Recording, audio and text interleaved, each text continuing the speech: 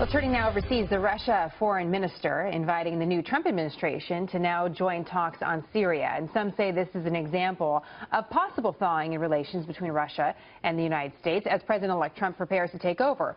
But our European and NATO allies are increasingly concerned as Mr. Trump has suggested the EU is headed for a breakup and that NATO is, quote, obsolete. Let's bring in Lieutenant Colonel Michael Waltz, a former Special Forces officer and a Fox News contributor. Lieutenant Colonel, it's great to have you. I want to read a little bit of what Donald Trump said precisely in that Times of London interview, because I think it matters. He says this: I said a long time ago that NATO had problems. Number one, it was obsolete because it was designed many, many years ago. Number two, the countries weren't paying what they're supposed to pay. He has said this time and time again.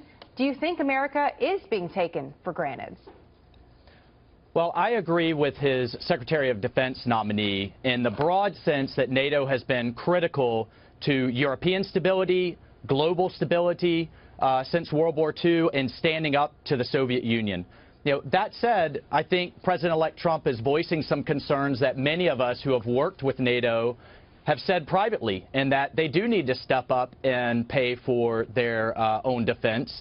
And, I was on the ground with our NATO allies in Afghanistan, and much of their equipment was obsolete, and they had too many rules and restrictions on what their forces could do. So what I'd like to see is kind of a NATO 2.0, so to speak, and that NATO needs some serious reforms, and I think he's voicing those very publicly. So is the anxiety that we hear and is being reported on coming from Europe, in your opinion, a good thing that may add to the reform and actually add to the strengthening of NATO rather than its destruction?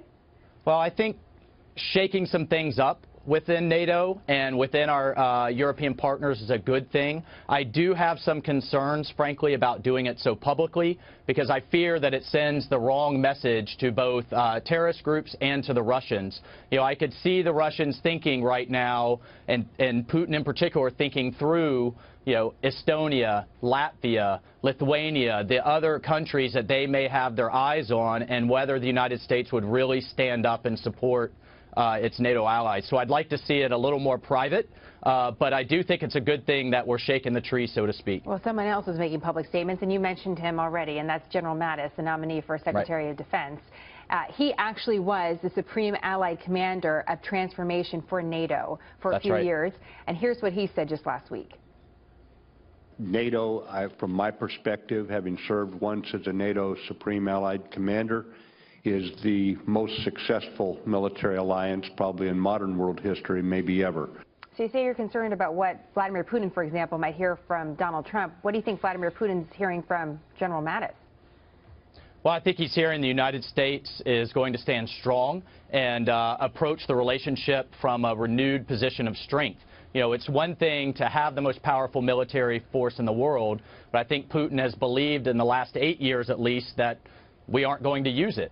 I think there's another piece that we have to think about as well, and that we have to be careful that we don't regress to kind of pre-World War II, where all of these European allies were cutting their own deals, whether it was with the Russians or now with the Chinese or with each other, that we have an entire bloc that we can deal with, and that has been valuable to General Mattis's point. And the other piece is Syria. We have to be careful. It sounds easy, work with Russians against the terrorists. We all hate the terrorists.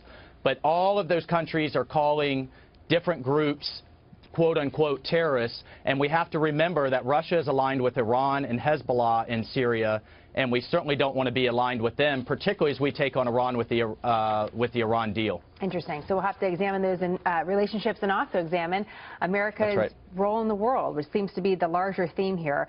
Lieutenant Colonel Waltz, great to have you back in the program. Thank you. Hey, thanks so much.